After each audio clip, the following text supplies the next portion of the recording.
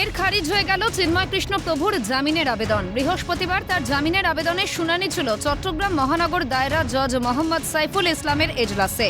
সেই শুনানিতে তার হয়ে আদালতে সওয়াল করেন বাংলাদেশ সুপ্রিম কোর্টের 11 জন আইনজীবী। শুনানি চলাকালীন চিন্ময় কৃষ্ণের জামিনের আবেদনের তীব্র বিরোধিতা করা হয় সরকার পক্ষের তরফে। সরকারি আইনজীবী বলেন, রাষ্ট্রদ্রোহিতার মামলায় যাবজ্জীবন সাজা হয়, সেই মামলায় কি করে জামিন মঞ্জুর করা সম্ভব? অন্যদিকে চিন্ময় কৃষ্ণ প্রভুর জামিনের আবেদন জানান তার আইনজীবীরা। উভয় পক্ষে সওয়াল জবাব শেষে চিন্ময় কৃষ্ণ প্রভুর জামিনের আবেদন খারিজ করে দেন বিচারক।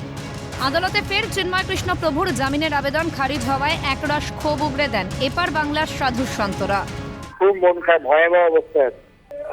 অবস্থা খুবই খারাপ।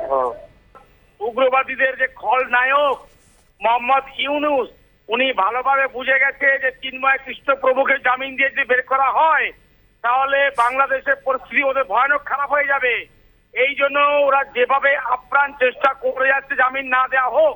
এবং শুধু তাই নয়, এটা বলে রাখি, বাংলাদেশে কোনো আইন বলতে বর্তমান কিছু নেই। আজকে যে রায় ঘোষণা করলো, জামিন খারিজ করে দিয়েছে চিন্ময় কৃষ্ণ প্রভুর, সেটা সারা পৃথিবীর মানবতার কাছে একটা লজ্জা।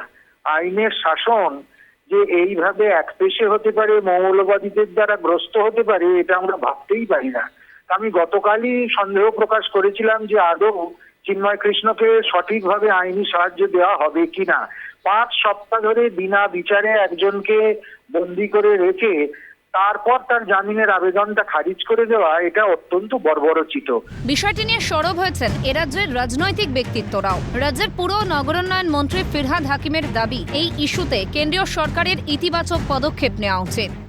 আমার মনে হয় যে গভর্নমেন্ট অফ ইন্ডিয়াকে পজিটিভ স্টেপ নেওয়া উচিত এবং প্রার্থনা করি যে যারা নির্দোষ তাদের এইভাবে যাতে শাস্তি না হয়। আর যখন মানবাধিকার লঙ্ঘন হয় তখন পাশের সরকারকে তার সেখানে হস্তক্ষেপ করা উচিত। বিজেপি নেতা রাহুল সিনহার অভিযোগ, মৌলবাদীদের চাপের জেরেই চিন্ময় কৃষ্ণ প্রভুর জামিন খারিজ হয়েছে। এটা অত্যন্ত দুর্ভাগ্যজনক, হতাশাজনক।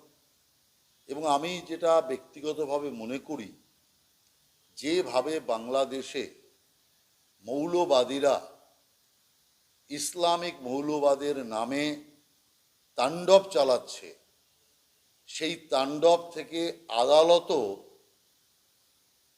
দূরে নয়। এবং সেই কারণেই বোধ করি আদালত এই জামিন মঞ্জুর করে। বাংলাদেশের বিচার প্রক্রিয়া নিয়ে প্রশ্ন প্রাক্তন রাজ্যপাল তথাগত রায়। এটা তো কোর্ট না, এটা ক্যাঙ্গারু কোর্ট। এই ক্যাঙ্গারু কোর্টে গেলে যা হবার তাই হবে। এখানে নকশালরা যেরকম জনতার আদালত খুলতো, খুলে লোককে মেরে ফেলতো, সেরকম ব্যাপার আছে। তো এর পরে কি হবে সেটা একটা খুব বড় প্রশ্ন। কারণ এতে বাংলাদেশে যে নৈরাজ্য আছে এবং সেই নৈরাজ্যের মধ্যে দেশটা চালাচ্ছে কিছু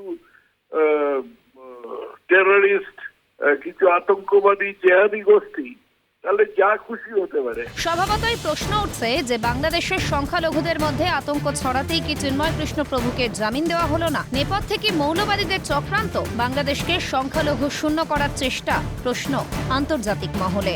ক্যালকাটা নিউজ।